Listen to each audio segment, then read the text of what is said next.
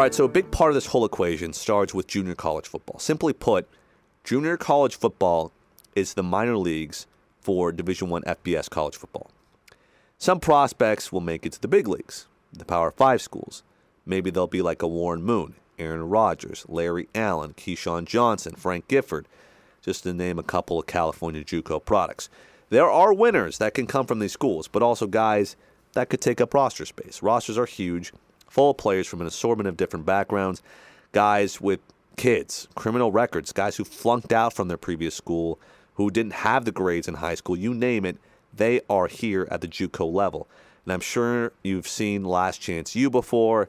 Just like local high school recruits, not everyone is going to get a scholarship because it's just so competitive these days. But JUCOs are a great way for an under-recruited kid to still get a shot at getting a full ride.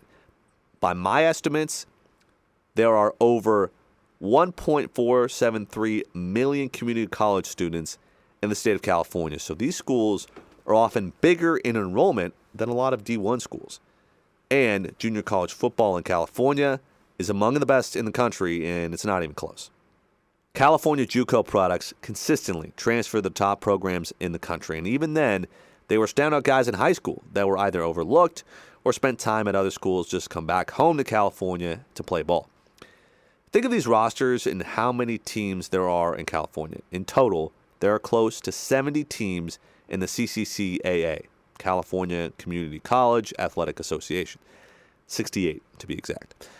With football programs, and let's say there are 70 players on each roster, to be modest. That means that there are basically 5,000 total players to choose from, which, in comparison to high school athletes, isn't that much, but to have players who have college-level experience, 2 years under their belt running against other top-level guys, that's a huge bonus over an untested kid from some random high school somewhere. Now, for our purposes, JUCOs in the state of California, they're going to be extinct. Well, at least most of the programs are going to be extinct because we're resurrecting schools from the dead. That means there has to be players, coaches, and most importantly, money to fund these new programs. While scholarships at the D1 level are far more expensive than JUCO tuition, every little bit does help, and JUCOs are largely funded by taxpayer dollars in the state of California. So instead of a new stadium for El Camino College, that's 30 more scholarships at Cal State LA. Instead of a coaching staff at Long Beach City College, there's one at Cal State Long Beach. It all just kind of works out that way. Instead of having resources at junior colleges, you funnel it into these schools, saving millions of dollars. And although JUCOs do provide California athletes an opportunity to keep their skills up at the next level, I will admit there's a little bit too many as it is right now. Schools like LA Southwest College and LA Harbor haven't had winning seasons in years. And with all due respect to the Seahawks, but having a less is more approach will serve the state a little bit better.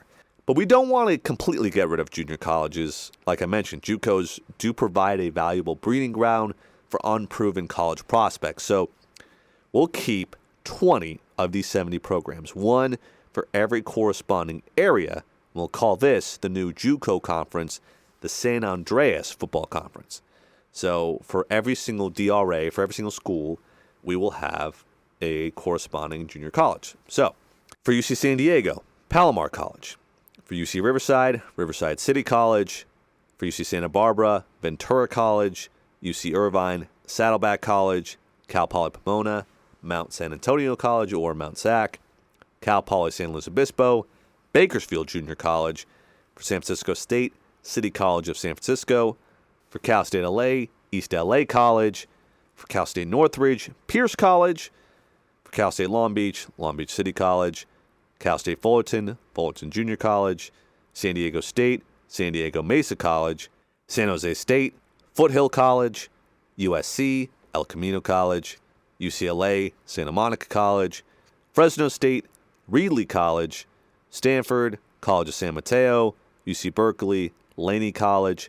UC Davis, Sierra College. For Sacramento State, Modesto Junior College. And we'll also keep Shasta College around. We'll give them a football program because there's a lot of talent in the very north part of the state that still needs to get their opportunities as well. So this collection of schools will keep the same amount of players and facilities, but they will be more of a breeding ground for kids to either stay in state and go to their corresponding area schools, or, if they're good enough, go out of state. Because there's less roster spots, the talent level will go up at the JUCOs, and the talent level of the D1 schools also will go up as well. So instead of San Diego having numerous JUCO football teams, there will be instead one team for SDSU and one team for UCSD.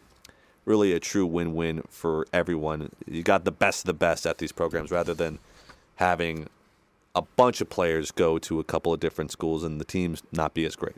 Either way, though, these schools will likely be filled with mainly players from their area since they can live at home, save on room and board. Plus, since there is a direct pipeline from JUCOs to D1 schools in the area, kids are going to want to stay local. Plus, considering how cheap tuition at JUCOs is and the ability to get, your general eds out of the way, it is a great academic way to ensure kids are on track to get their degrees from the D1 schools. Now, in terms of competition, the schools in the South will mainly play the schools in the South. The North will play the North. Now, travel costs will be somewhat similar, if not maybe a little bit more, because they have to go out of their area to play games rather than in the same city. But it's nothing that the money saved from cutting the football at the other schools couldn't compensate for. The main point of the community college solution is that these teams are almost like scout teams for the D1 schools in the sense that they prepare kids for playing at the D1 level when they're ready, and there will be an ever-ready source of players for these D1 rosters, almost like the college football equivalent of a hydroelectric dam. Sustainable energy, sustainable talent, baby.